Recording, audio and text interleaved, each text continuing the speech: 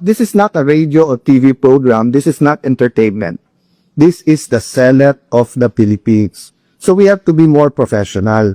Kung hindi ka lang Tulfo at kung hindi ng Tulfo si kapatid mong si Erwin, sinumbong ko lang kayo kay Tulfo Diba? Pero ang reality is, because nandiyan kayo, because you have a strong voice, use it for the good of the country. There are also issues facing you.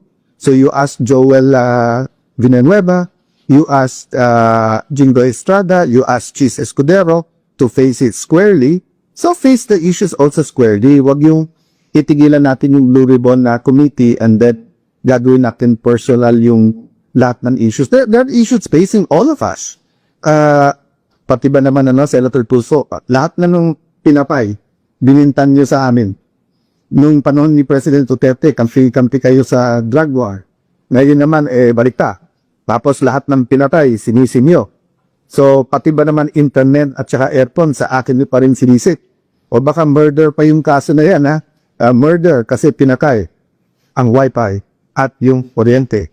Nakita ko na po ang report, yung po palang master yung pong centralized aircon, yung master switch or yung sa kuryente, nasa GSI gas yun at may nag-trip ng wire.